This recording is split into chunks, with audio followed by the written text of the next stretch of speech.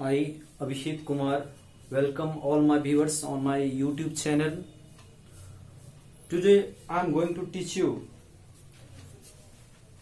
resistance of a conductor for class 10th student.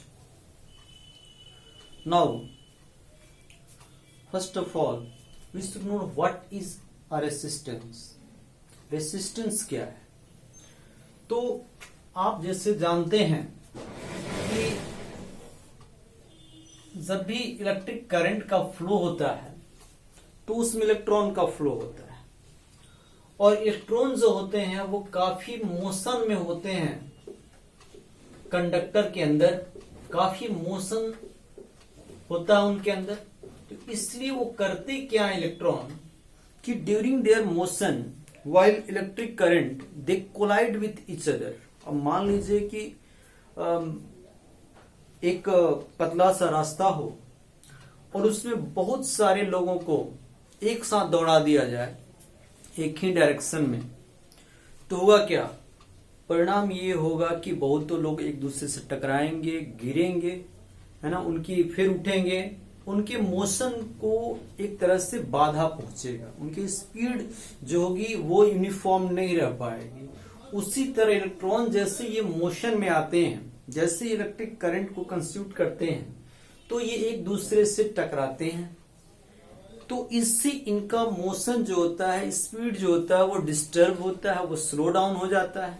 या फिर ये पॉजिटिव जो आयन होता है मेटल के अंदर या कंडक्टर के अंदर प्रोटॉन के रूप में, उससे भी ये डिस्टर्ब होते हैं, क्योंकि ये माइनस चार्ज इन पे होता है और प्रोटॉन पे प्लस चार्ज होता है, तो कहीं ना कहीं अट्रैक्शन फैक्टर भी वहां पे काम करता है, रिपल्सन फैक्टर भी काम करता है और उनकी स्पीड भी कोलिजन के कारण मोशन को, स्पीड को उनके डिस्टर्ब करता है। तो इस तरह से रेसिस्टेंस की उत्पत्ति होती है। रेसिस्टेंस एक ऐसा वर्च्यू है, एक ऐसा प्रॉपर्टी है कंडक्टर का जिसके कारण ये इलेक्ट्रिक करंट के फ्लो को डिस्टर्ब करता है। तो इसका सबसे पहले हम डेफिनेशन देखते हैं। Resistance of a conductor is a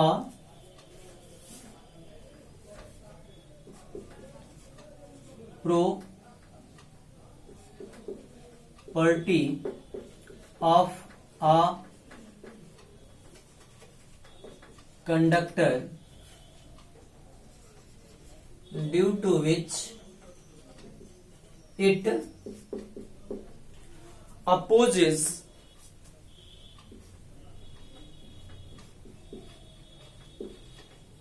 the flow of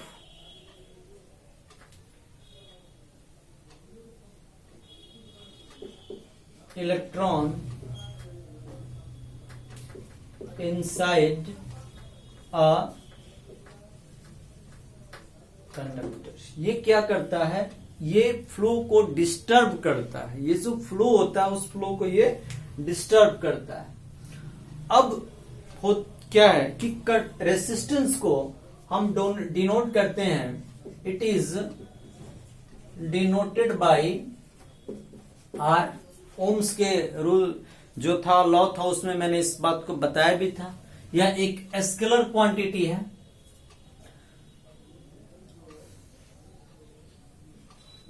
it is a scalar quantity. ये सब एग्जाम में पूछे जा सकते हैं। इट्स एसआई यूनिट जो होता है वो होता है आपका ओम। ओम के नाम पर ही रखा गया है और जिसे डिनोट किया जाता है ग्रीक लेटर ओमेगा द्वारा। ये आपको पता है, ये ओमेगा है, ओमेगा से इसको डिनोट करते हैं ओम को। रेसिस्टेंस का ये यूनिट होता है ओम, जिसको ग्रीक लेटर ओमेगा से भी नोट करते हैं, ओएसएम भी लिखा जाता है। चलिए, ये तो हुआ रेसिस्टेंस के बारे में कि रेसिस्टेंस को हमेशा आप याद रखें कि रेसिस्टेंस जो होता है वो क्या करता है, तो वो इलेक्ट्रॉन के फ्लो को डिस्टर्ब करता है, स्लो डाउन कर देता है ना। और ये स्लो डाउन होने से और क्या होता है, ये हीट को प्रोड्यूस करता है ना। जैसे आप दौड़ रहे हैं अचानक आपकी मोशन डिस्टर्ब होती है, देखिए आपका शरीर पूरा पसीने से भीग जाता है। तो ये कोलिजन के कारण, स्पार्क होने के कारण धीरे धीरे इसका जो कंडक्टर होता है उसकी हीट भी बढ़ती जाती है, यानी रेसिस्टेंस हीट को भी प्रोड्यूस करता है। तो नाउ अब इसके प्रॉपर्टी के बारे में जानते हैं। तो देखिए पहला इसका प्रॉपर्टी जो है ये डिपेंड जो करता है वो होता है लेंथ ऑफ द वायर,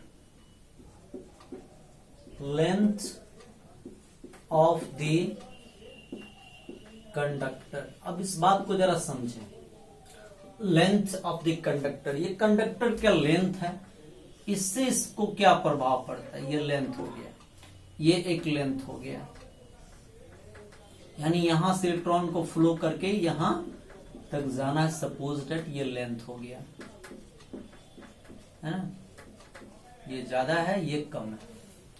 अब देखिए होता क्या है कि इलेक्ट्रॉन को फ्लो करना है यहां से यहां तक, ऐसी मेटल का कंडक्टर यही, इसी मटेरियल का कंडक्टर ये भी है, दोनों कंडक्टर है। अब आप जरा विचार करें कि आपको यहां से, ये छपड़ा जहां से मैं आपको ये वीडियो लोड कर रहा हूं, यहां से आपको जाना हो सिवान, तो निश्चित है कि रास्ते में डिस्टरबेंस आएंगे, और उसी संसाधन से, उसी रास्ते से यदि आपको गोरखपुर जाने हो जो यहां से दूर है, तो वहां पे भी डिस्टरबेंस आएंगे। तो आपको ये जानना होगा कि ज्यादा आपको प्रॉब्लम कहां होगी जाने में, भाई गोरखपुर है, वही रास्ता वही मीडियम से आपको जाना है। रास्ता की लंबाई बढ़ेगी तो आपकी समस्याएं भी थोड़ी बहुत बढ़ ही जाएगी, है ना। तो ये कंडक्टर की जितना ही बड़ा होगा उतना ही क्या होगा कि रेसिस्टेंस ज्यादा प्रोड्यूस होगी। ये डिस्टरबेंस है भाई, है ना, फ्लो को डिस्टर्ब करता है, ये डिस्टरबेंस है, तो ये डिस्टरबेंस बढ़ जाएगा। इसलिए ये जो हम देखते हैं कि रेसिस्टेंस ऑफ ए कंडक्टर जो होता है वो directly proportional to the length of a conductor होता है। Is it clear? जितनी रास्ता लंबा होगा डिस्टरबेंस आपको उतनी फेस करनी पड़ेगी, प्रॉब्लम्स आपको उतनी ही फेस करनी पड़ेगी, और ये बात आपको कंडक्टर के साथ भी लागू होता है। रास्ता जितना लंबा यानी कंडक्टर जितना बड़ा उतना ही ज्यादा रेसिस्टेंस होगा, उतना ही ज्यादा हीट का प्रोडक्शन भी होगा। Is it clear? नाउ दूसरा जो होता है कि cross section area of the wire, cross section area of the wire या कंडक्टर का क्रॉस सेक्शन एरिया। मैंने आपको उस दिन बताया था क्रॉस सेक्शन एरिया के बारे में। देखो भाई ये क्या होता है, ये वायर हो गया, ये इसका क्रॉस सेक्शन एरिया हुआ, ये जो पार्ट हुआ इसका क्रॉस सेक्शन एरिया हुआ। ये और मोटा वायर ले लो तो इसका क्रॉस सेक्शन एरिया जो हुआ ये वाला पार्ट हुआ, ये जो मैं गोल कर रहा हूं अभी ये वाला पार्ट हुआ, ये वाला जो पार्ट हुआ this is the cross section area. आप समझ गए होंगे क्रॉस सेक्शन एरिया ये होता है, यही होता है क्रॉस सेक्शन एरिया। ये जो मैंने कलर किया ये पार्ट क्रॉस सेक्शन एरिया होता है। तो देखो तार जितना चलते हो, रास्ता जितना चौड़ा कर दिया जाए, अभी रास्ता पतला है मान लीजिए तो आपको डिस्टर्बेंस होगी, बहुत सारी व्हीकल्स हैं, और रास्ता को थोड़ा और चौड़ा कर देते हैं तो आपकी डिस्टर्बेंस क्या हो जाएगी, कम हो जाएगी। उसी तरह कंडक्टर के साथ भी है भाई, ये क्या करेगा रेसिस्टेंस, कि जितना ये मोटा तार होगा रेसिस्टेंस उसका उतना ही कम होगा, है ना, और जितना पतला तार होगा रेसिस्टेंस उसका उतना ही ज्यादा होगा। देखते हैं कि पतला तार आप यूज करते हैं तो गर्म होकर जल जाता है क्योंकि उसके रेसिस्टेंस बढ़ते जाते हैं। तो क्रॉस सेक्शन एरिया का ये क्या होता है भाई, inversely proportionally cross section area बढ़ेगा तो रेसिस्टेंस क्या होगा भाई, घट जाएगा। Is it clear? अब क्या होता है कि देखो अभी एक चीज और मुझे बताना चाहिए था, अब लंबाई को डबल कर देंगे रेसिस्टेंस भी डबल होगा, लंबाई को हाफ कर देंगे कंडक्टर के रेसिस्टेंस भी हाफ हो जाएगा। अब यहां पे बात करते हैं भाई क्या होता है, अब हम जरा देखते हैं कि लंबाई क्रॉस सेक्शन एरिया को डबल करके, तो अब देखिए मान लीजिए क्रॉस सेक्शन एरिया डबल करेंगे तो रेसिस्टेंस हमारा R1 हो गया। क्रॉस सेक्शन एरिया को मैंने क्या किया भाई, डबल कर दिया। देखिए A है, मैंने क्या कर दिया 2A कर दिया, यानी डबल कर दिया। अब डबल किया तो क्या फर्क पड़ता है, जरा इसको देखते हैं। तो यदि मैं इस तरह से कर दूं कि R/R1 कर दूं तो इधर क्या हो जाएगा भाई, A और A/2 ये हो जाएगा। ये मैंने इसको इससे भाग दे दिया, डिवाइड कर दिया करस्पॉन्डिंग पार्ट्स को, R को R1 से और A/1/A को 1/2A से मैंने डिवाइड कर दिया। डिवाइड करो तो भाई क्या यहाँ पे प्राप्त होगा, जरा यहाँ पे देख लो, 1/A और ये पलट जाएगा ना, ये रेसिप्रोकल हो जाएगा तो ये कट जाएगा, नहीं हमारा आ गया इधर 2। अब चलो, अब जरा इस पे विचार करो, हमें आ गया R1 इज वेरी 2। अब क्रॉस मल्टीप्लाई कर लो तो पता चलेगा कि नया जो रेसिस्टेंस है वो क्या होता है। नया रेसिस्टेंस हमारा R1 है, हमने इसका एरिया डबल किया है, तो हमें प्राप्त हो जाएगा, क्रॉस सेक्शन एरिया करोगे तो क्या प्राप्त हो जाएगा भाई, तो हमें प्राप्त हो जाएगा 2R1 वेरी R, यानी R1 इजकल टू R/2। यानी नया जो रेसिस्टेंस होगा क्रॉस सेक्शन एरिया को डबल करने के बाद वो पहले वाले रेसिस्टेंस से हाफ हो जाएगा। Is it clear? यहां तक मुझे लगता है कि आप इस चीज को समझ चुके होंगे कि किस तरह से निकालना। अब इसको, अब मान लो कि नया वाला बोल दे कि हाफ कर दें, पहले वाले से हाफ कर दें, तो फिर इसी प्रोसेस से हम ये निकाल लेंगे कि हाफ करने पर रेसिस्टेंस पर क्या प्रभाव पड़ा। मैंने जैसे डबल किया है ना, पहले वाले से इसका एरिया डबल किया है, तो आप हाफ करके भी देख लेंगे कि क्या प्रभाव पड़ता है। 1/4 मेरे ख्याल से हो जाएगा। चलिए नेक्स्ट जो आता है जिसपे ये रेसिस्टेंस डिपेंड करता है, आपने दो चीजों पे देखा, लेंथ ऑफ द कंडक्टर पे, और दूसरा देखा क्रॉस सेक्शन एरिया पे क्या प्रभाव पड़ता है। अब मैं तीसरी बात बता रहा हूं कि टेम्परेचर पे क्या प्रभाव पड़ता है।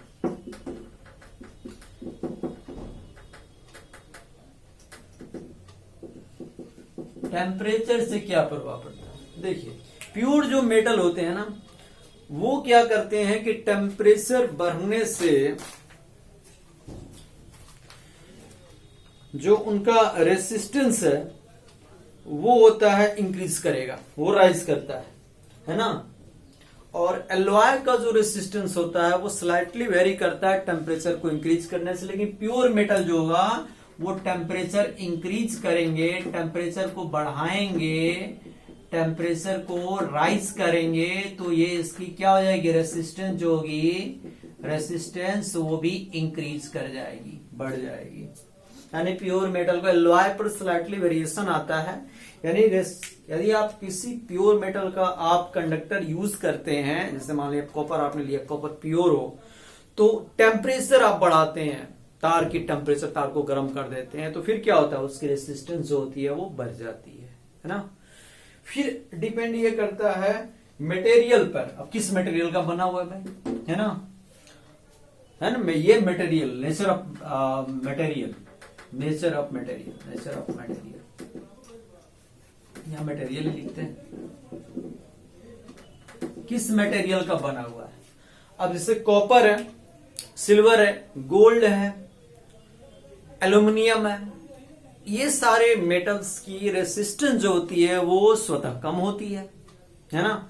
और नाइक्रोम का ले लें, टंगस्टन का ले लें, और फिर आपका जो कॉन्स्टेंटेंट है ना, तो इन सब का जो होता है, देखो अब जैसे कॉपर हो गया, कॉपर है, एल्यूमिनियम है, सिल्वर है, गोल्ड है, इनकी रेसिस्टेंस कम होती है ना। इनसे हम वायर बनाते हैं, सिल्वर गोल्ड का तो नहीं बनाते भाई, चोट काट लेगा। और ये जो नाइक्रोम होता है,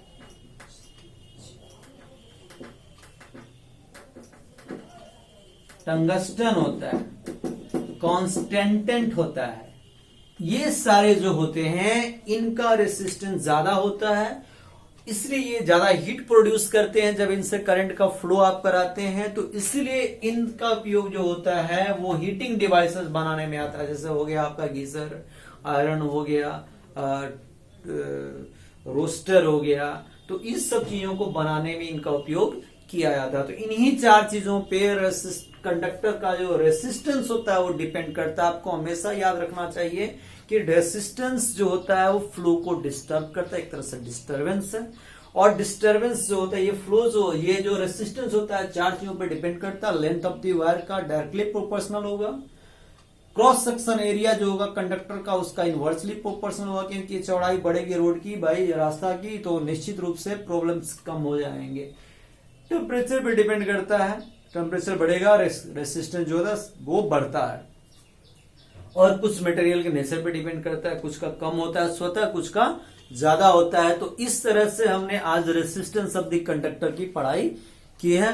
okay, thank you very much all of my viewers for watching this video. Thank you once again very much.